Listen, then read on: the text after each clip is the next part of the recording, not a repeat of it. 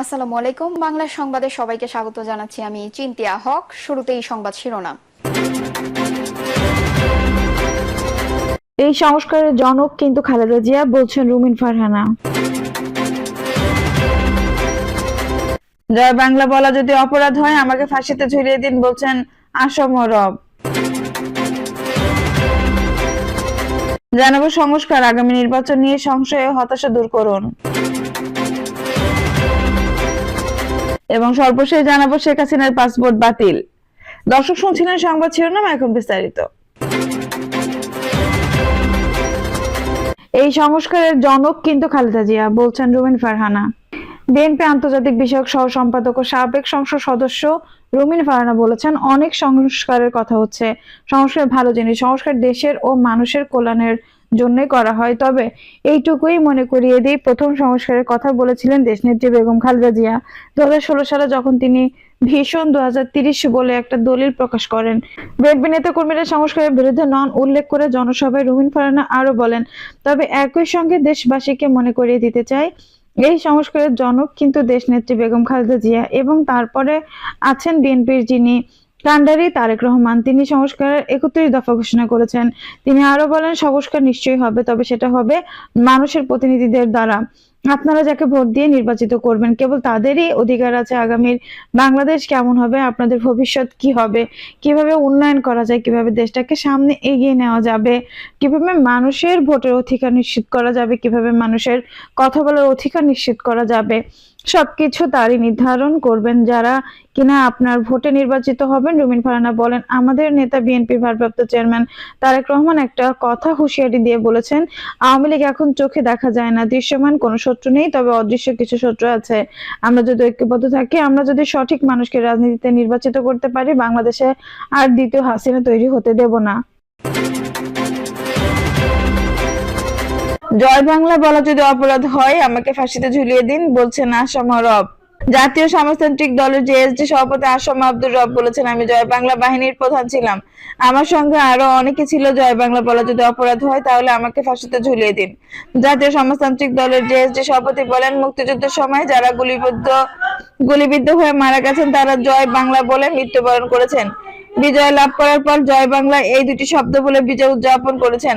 তারা বলেছেন, বাংলার জয়, বাঙালির জয়। তিনি বলেন, বিদ্রোহী কবিকে জাতীয় কবি হিসেবে আপনারা গ্যাজেট করেছেন। কবিকে আমি আর আব্দুল কুদ্দুস মাখন বিমানবন্দর থেকে উনি যেখানে থাকবেন সেখানে নিয়ে গিয়েছিলাম। বিদ্রোহী কবি লিখেছেন, বাংলার জয়, বাঙালির জয়। আসম আব্দুর রব বলেন, এটা নিয়ে কোর্টে মামলা আছে, আমি এটা নিয়ে আর মন্তব্য করব না। সংস্কার, আগামী নির্বাচন নিয়ে সংশয় ও হতাশা দূর করুন। আগামী জাতীয় সংসদ নির্বাচন নিয়ে জনমনে আশা নিরাশার যে দোলনচল, রাস্তাঘাট ও চায়ের দোকানের আড্ডায় গেলেই তা বোঝা যায়। মানুষের একটাই প্রশ্ন, অনুষ্ঠিতব্য নির্বাচন সুষ্ঠু, অবাধ, অংশগ্রহণমূলক হবে তো?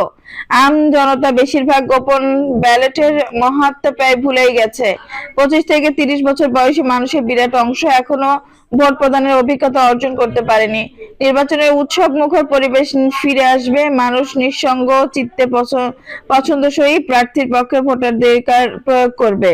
এখন পর্যন্ত নিশ্চিতভাবে আশা করা যায়, আগামী জাতীয় সংসদ নির্বাচন হবে তত্ত্বাবধায়ক সরকারের অধীনে। সংবিধানের ৫ম সংশোধনীর মাধ্যমে যে ব্যবস্থাপনাকে এর আগে বাতিল করা হয়েছিল, 2011 সালে সুপ্রিম কোর্ট থেকে এই সংক্রান্ত একটি রায় ঘোষিত হয়েছিল, যার পরিপ্রেক্ষিতে পূর্ববর্তী সরকার সংসদে তাদের সংখ্যাগরিষ্ঠতার জোরে তত্ত্বাবধায়ক সরকার পদ্ধতি বাতিল করে। বাতিলের কারণ হিসেবে তত্ত্বাবধায়ক সরকার প্রলম্বিত হওয়ার বিষয়েও আলোচনায় উঠে এসেছিল। তত্ত্বাবধায়ক সরকার ব্যবস্থার আগে নিয়মে সরকার প্রধান হতেন সর্বশেষ অবসর গ্রহণকারী প্রধান বিচারপতি। সেক্ষেত্রে দেশের মানুষের কাছে তত্ত্বাবধায়ক সরকার প্রধানের নাম আগে স্পষ্ট হয়ে থাকতো। আগামীতে অনুষ্ঠেয় ত্রয়োদশ জাতীয় সংসদ নির্বাচনের ক্ষেত্রে তত্ত্বাবধায়ক সরকারের প্রধান কে হবেন এখনো স্পষ্ট নয়, কেননা নির্বাচন ঠিক হবে, অনুষ্ঠিত হবে, সেই রোডম্যাপ এখনো প্রকাশিত হয়নি। ৩. ত্রয়োদশ জাতীয় সংসদ নির্বাচন সুষ্ঠু, অবাধ, নিরপেক্ষ হওয়ার বিষয়ে দেশের মানুষের বড় অংশের সংশয়। মূল কারণ হলো তিক্ত অভিজ্ঞতা। বিগত 3টি নির্বাচনে ভোট দিতে না পারার অব্যক্ত দুঃখবোধ, ভোটে পেশি শক্তির ব্যবহার, কালো টাকার দাপট, হুমকি ধামকি, মামলা মোকদ্দমায় ভয়ভীতি কম বেশি সব আমলেই ছিল। শুধু গত 3টি নির্বাচনে নয়, কিন্তু 2014, 2018, 2024 সালের নির্বাচনের আগের বিতর্কিত নির্বাচনগুলোর রেকর্ড ভেঙে গিয়েছিল। নির্বাচন নিয়ে সাধারণ মানুষের সংশয়ের পাশাপাশি হতাশা আরো আরেক কারণ হচ্ছে বর্তমান অন্তর্বর্তীকালীন সরকার আমলেও কিছু রাজনৈতিক দলের নেতাকর্মী সমর্থকের বেপরোয়া গতিবিধি, অশালীন আচরণ, অফিস আদালত, ব্যবসা বাণিজ্য, নির্লজ্জ হস্তক্ষেপ, মিথ্যা মামলার মাধ্যমে নীরব চাঁদাবাজি, ফলে তৃণমূলের মানুষ সত্যিই শঙ্কিত বোধ করছে। ভাবছে এরাই হয়তো একটা নিরপেক্ষ, সুষ্ঠু, অবাধ, সুশৃঙ্খল নির্বাচনের পথে অন্তরায় হয়ে দাঁড়াবে। কাজে সময় থাকতে এদের এমন প্রতিরোধ গতিকে প্রতিহত করা জরুরি, অন্যথায় দেশ বিদেশে বর্তমান অন্তর্বর্তী সরকারের নিরপেক্ষ কর্মকাণ্ড ও প্রশ্নবিদ্ধ হওয়ার সমূহ ঝুঁকিতে পড়তে পারে।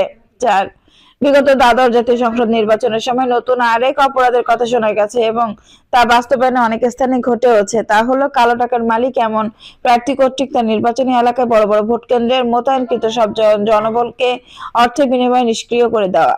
এতে প্রিসাইডিং অফিসার থেকে শুরু করে আনসার সদস্য পর্যন্ত সবাই আকারে ইঙ্গিতে সরাসরি বা প্রচ্ছন্নভাবে তার পক্ষে কাজ করে যাবেন।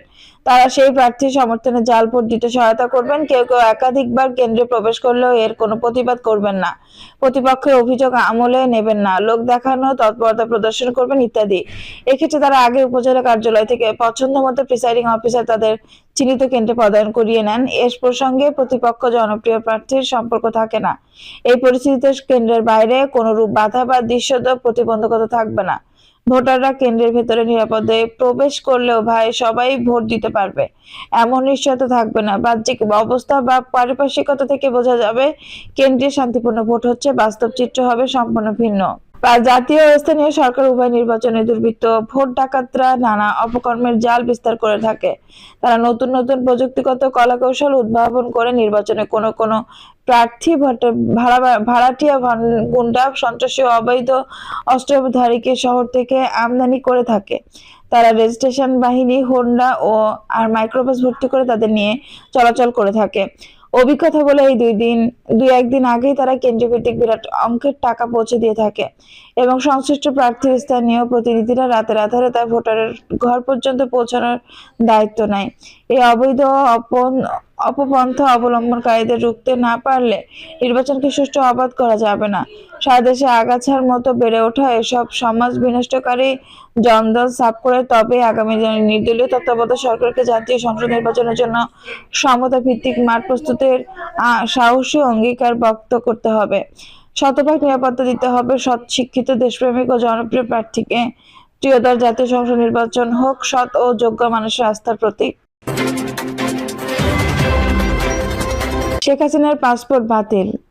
ক্ষমতাচ্যুত প্রধানমন্ত্রী শেখ হাসিনার পাসপোর্ট বাতিল করেছে অন্তর্বর্তীকালীন সরকার। মঙ্গলবার 7 জানুয়ারি সন্ধ্যায় রাজধানীর ফরেন সার্ভিস একাডেমিতে প্রধান উপদেষ্টার প্রেস ইউইং এর এক সংবাদ সম্মেলনে এই তথ্য জানানো হয়।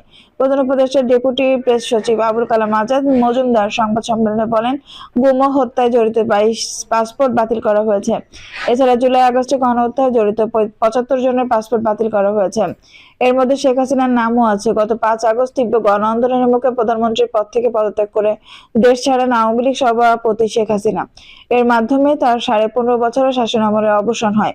বর্তমানে তিনি ভারতে অবস্থান করছেন। এর পরপরই শেখ হাসিনা সহ ক্ষমতাচ্যুত সরকারের মন্ত্রী, প্রতিমন্ত্রী ও সংসদ সদস্যের কূটনৈতিক পাসপোর্ট বা লাল পাসপোর্ট বাতিল করে অন্তর্বর্তী সরকার ক্ষমতাচ্যুত হওয়ার পর শেখ হাসিনার বিরুদ্ধে আন্তর্জাতিক অপরাধ ট্রাইব্যুনাল সহ দেশের বিভিন্ন আদালতে শতাধিক হত্যা মামলা করা হয়েছে।